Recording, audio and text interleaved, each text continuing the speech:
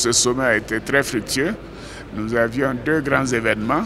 Nous avons eu le MAEP, le mécanisme africain d'évaluation par les pairs. Ça s'est très bien passé. La Côte d'Ivoire a été félicitée et nous-mêmes, nous considérons que c'est un événement important pour notre pays et nous espérons diffuser cette information de bonne performance de la Côte d'Ivoire et des résultats exceptionnels qui ont été reconnus par tous les pays africains. Et bien sûr, il faut que ce soit rendu public. Alors maintenant, sur l'agenda 2063, c'est une preuve de confiance aussi. C'est parce que nous avons de bonnes performances que l'Union africaine nous a confié le projet de voir l'Afrique dans un demi-siècle. Bon, évidemment, ce n'est pas une tâche facile. L'Afrique, c'est 55 pays. Il faut donc voir un peu selon les régions, selon la taille des pays, selon les ressources des pays.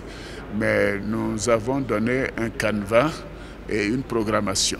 Et je pense que les pays doivent essayer d'harmoniser les plans de développement pour les intégrer dans le plan des Nations Unies de 2030 et ensuite par dizaines d'années pour qu'on aille jusqu'en 2063. C'est ce que la Côte d'Ivoire fait et tous pensent que la Côte d'Ivoire est le pays qui peut montrer le chemin et nous comptons donc honorer cette confiance de notre Union continentale.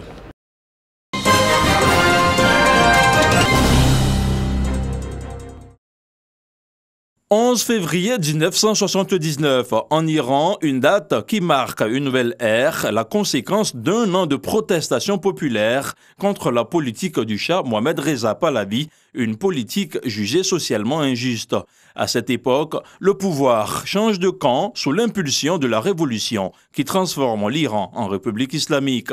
Une naissance qui fait tomber le gouvernement de Shapur Bakhtiar et qui voit l'ayatollah Rouhollah Khomeini prendre le pouvoir. À Abidjan, l'ambassadeur de la République islamique d'Iran, Mansour Chakib Mehr, pour la 4e fois célèbre cet anniversaire en présence de personnalités diplomatiques et autorités ivoiriennes. 40 ans après ce vent de changement de la vie des Iraniens, le pays a atteint des rangs mondiaux en deçà de 20. Ces succès ont été accomplis alors que l'Iran est sous pression depuis de nombreuses années à cause des sanctions. Malgré cela, notre pays est aujourd'hui la 18e économie mondiale, le 4e producteur de pétrole du monde, le 2e en termes de plus grandes réserves de gaz, le 10e en matière de tourisme et occupe le 5e rang en ce qui concerne l'écotourisme. Un événement mémorable pour les Iraniens vivant en terre ivoirienne, mais également pour les Ivoiriens qui ont séjourné en Iran. Emmanuel Kwasi Nouama, premier ambassadeur de la République de Côte d'Ivoire en Iran, y était avant la révolution islamique, un vécu qui laisse des traces. Vous voyez le boulevard Giscard d'Estaing. C'est à la suite de son voyage en Iran que le président Houphouët a eu l'intention et l'idée de créer ce boulevard. Parce que si on regarde le boulevard qui mène du bazar au Golestan, il n'y a pas de passage là-haut. Les relations bilatérales ivoiro-iraniennes qui datent d'un demi-siècle impulsent une dynamique d'accroissement des échanges entre les deux pays.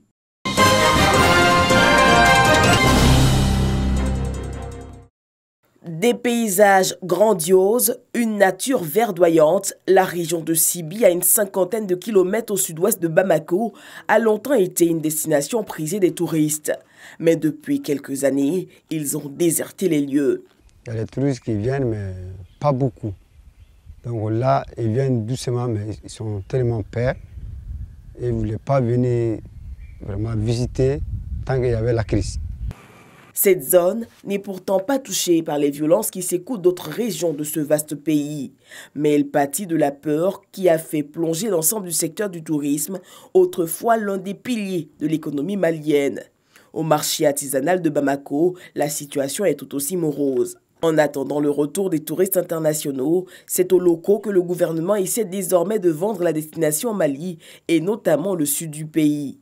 L'agence de promotion pour le tourisme organise notamment une journée de sensibilisation dans différentes régions.